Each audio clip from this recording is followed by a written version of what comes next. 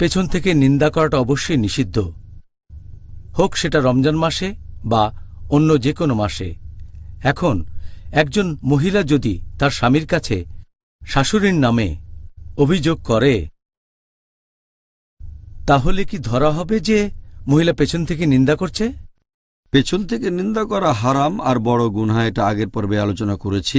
অনেক সহিহ হাদিস আর কোরআনের আয়াত বলছে এটা একটা বড় গুনাহ।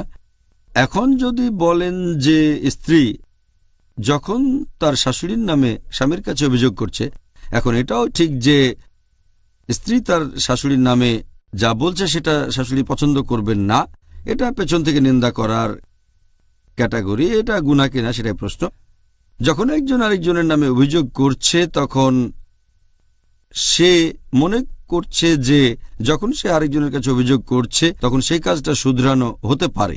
যেমন স্ত্রী অভিযোগ করছে স্বামীর কাছে তার শাশুড়ির নামে, অথবা সে অভিযোগ করলো তার ছেলের নামে যে ছেলে যে কাজটা করছে সেটা ঠিক না। স্বামী তখন ব্যবস্থা নেবে ছেলের বাবা হিসেবে, অথবা হয়তো দুই ভাইয়ের মধ্যে একজন বাবার কাছে অভিযোগ করলো যে আমার ভাই যে কাজ করছে সেটা ভুল। পেছন থেকে খারাপ কথা বলা, তবে বলার উদ্দেশ্য হচ্ছে বাবা যেন ছেলেকে শুধরে দেন। এই কাজগুলোর অনুমতি দেওয়া হয়েছে, কারণ এভাবে বলার উদ্দেশ্যটা এটা নয় যে তাকে উপহাস করার জন্য বলা হচ্ছে অথবা তাকে ছোট করা হবে। এখানে আসল উদ্দেশ্যটা হচ্ছে যখন কেউ আরেকজনের নামে অভিযোগ করছে যাতে করে কাজটা শুধরানো হয়। আপনারা যদি তাফসির পড়েন ইমাম আন-নাওয়ীর, এই হাদিসটার উল্লেখ আছে সহিহ মুসলিমে, এটাও গত পর্বে আলোচনা করেছি, হাদিস নম্বর 6265। সেখানে আমাদের নবী সাল্লাল্লাহু আলাইহি সাল্লাম বলেছেন, তোমরা জানো পেছন থেকে নিন্দা কি? সাহাবীগণ বললেন যে আল্লাহর রাসূল ভালো জানেন। নবী বললেন যে কেউ যদি কারো নামে পেছন থেকে কথা বলে যেটা সে পছন্দ করে না, সেটাই হচ্ছে পেছন থেকে নিন্দা করা। একজন সাহাবা বললেন, যদি অভিযোগটা সত্যি হয় তাহলে কি হবে? নবী বললেন, তাহলে পেছন থেকে নিন্দা করা, যদি মিথ্যে হয় তাহলে হবে মিথ্যে অপবাদ দেয়া। এখন এই হাদিসের ব্যাপারে ব্যাখ্যা দিতে গিয়ে ইমাম আন-নাওয়ী বলেছেন যে পেছন থেকে নিন্দা করা বা গীবতের 6 অবস্থায় অনুমতি আছে। 1 নম্বর তিনি বলেছেন যে যদি কোনো কিছু বলা হয় দেশের শাসকের কাছে বা বিচারকের কাছে, অন্য আরেকজন মানুষের নামে কোনো রকম অভিযোগ করা হয় যে তার সাথে অন্যায় করেছে, হয়তো তার সম্পদ চুরি করেছে, কোনো মূল্যবান সম্পদ হতে পারে, অথবা কোনো অন্যায় করেছে, যদি তার নামে অভিযোগ করেন শাসক অথবা বিচারকের কাছে আরেকজন মানুষের নামে আরেকজন মুসলিম, এটার অনুমতি আছে, কারণ আপনি অন্যায়ের বিচার চাচ্ছেন। এই ধরনের ক্ষেত্রে গীবতের অনুমতি আছে। ক্যাটাগরি নাম্বার 2, যে আপনি কারো কাছে অভিযোগ করছেন আর মনে করছেন সেই লোক প্রভাব ফেলতে পারবে তার উপর যে খারাপ কাজটা করছে, গুনাহ করছে, আর মনে করছেন সে খারাপ কাজ বন্ধ করে দেবে, অনুমতি আছে।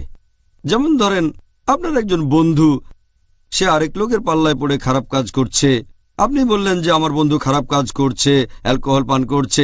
যদি মনে করেন সেই লোক আপনার বন্ধুকে প্রভাবিত করতে পারবে, তার প্রভাবে সে এই খারাপ কাজ আর করবে না, তাহলে গীবতের অনুমতি আছে। তাহলে স্ত্রী যখন স্বামীর কাছে অভিযোগ করছে সেটা আসবে প্রথম বা দ্বিতীয় ক্যাটাগরিতে। হয়তো স্ত্রীর সাথে কোনো অবিচার করা হয়েছে, অথবা স্ত্রী স্বামীর কাছে বলতে চাইছে সে তার শাশুড়িকে শুধরে দেবে, প্রথম দুটোর একটাতে পড়বে। বাকি 4টা ক্যাটাগরি ইমাম আন-নাওয়ীর মতে যেসব ক্ষেত্রে গীবত করা যায়। 3 নম্বর, যদি আপনি যান কোনো মুফতির কাছে, কোনো ধর্মীয় ব্যক্তিত্ব, কোনো ধর্মীয় উপদেশের জন্য, হয়তো বললেন যে আমার বাবা এই কাজ করেছে অথবা আমার স্ত্রী এই কাজ করেছে, অভিযোগ করলেন, জিজ্ঞেস করলেন কি করা উচিত। এ ধরনের ক্ষেত্রে অভিযুক্তের নাম যদি উল্লেখ না করেন অথবা পরিচয় গোপন করে বললেন যে আমার বন্ধুর বাবা এই কাজ করেছে, সেটা বললে ভালো। তবে এমন ক্ষেত্রে যখন ধর্মীয় উপদেশ নিচ্ছেন বা ফতোয়া একটা বিশেষ কাজের জন্য, তাহলে অনুমতি আছে। 4র্থ ক্যাটাগরি ইমাম আন-নাওয়ীর মতে যেখানে গীবত করা যাবে, এটা হচ্ছে যখন আপনি জানেন একজন বর্ণনাকারী সে মিথ্যে বলছে, বর্ণনা দিচ্ছে হয়তো কোনো হাদিসের, তখন আপনার দায়িত্ব হয়ে যাবে লোকজনকে জানানোর সে মিথ্যে কথা বলছে, অথবা তার স্মরণশক্তি দুর্বল, কারণ শরিয়াকে রক্ষা করতে হবে। অথবা কেউ হয়তো কিনছে কোনো দাসকে, আর আপনি জানেন এই দাসের কিছু বদভ্যাস আছে, হয়তো সে ব্যভিচার করেছে, তাই বিক্রেতার জন্য এটা আবশ্যিক যে সে ক্রেতাকে জানাবে যে এই দাসের কিছু বদভ্যাস আছে। অথবা কেউ আপনাকে বলল যে সে অমুক মহিলাকে বিয়ে করছে, আপনাকে জিজ্ঞেস করলো মহিলা কেমন, তখন যেটা আপনার দায়িত্ব যে আপনি সেই মহিলার দোষ ত্রুটিগুলো সেই লোককে বলে দেবেন। এখানে উদ্দেশ্যটা সেই লোককে ছোট করা নয়, এখানে উদ্দেশ্যটা সেই লোককে কোনো রকম অপমান করা নয়, উদ্দেশ্যটা হচ্ছে সঠিক তথ্য জানানো, হোক বিয়ের জন্য বা ব্যবসার জন্য। তাহলে এটা হচ্ছে চতুর্থ ক্যাটাগরি যেখানে ইমাম আন-নাওভি বলেছেন যে অনুমতি আছে। 5 নম্বর ক্যাটাগরির কথা যদি বলতে হয়, যদি জানেন কেউ কোনো গুরুতর পাপ করছে জনসমক্ষে মদ পান অথবা প্রতারণা করা অথবা চুরি করা, তখন আপনি লোকজনের সামনেই বলতে পারেন যে এই লোক অন্য লোকের সাথে প্রতারণা করে অথবা চুরি করে অথবা সে বিভিন্ন বেদাত কাজ করে অথবা একজন ধর্মীয় ব্যক্তিত্ব হয়তো কোনো ফতোয়া দিচ্ছে আর আপনি জানেন যে এই লোকটা সত্যবাদী নয়, তাই এখানে অনুমতি আছে সেই লোকের বিরুদ্ধে কথা বলবেন। 6 নম্বর ক্যাটাগরি হচ্ছে যখন কাউকে শনাক্ত করা হবে, যদি আপনার উপর কাউকে শনাক্ত করার দায়িত্ব পড়ে, সে সময় শনাক্ত করতে গিয়ে হয়তো তার কোনো বৈশিষ্ট্যের কথা বলছেন যে সে পছন্দ করবে না। যেমন আপনি হয়তো বলবেন লোকটা অনেকটা খাটো, অনেকটা লম্বা।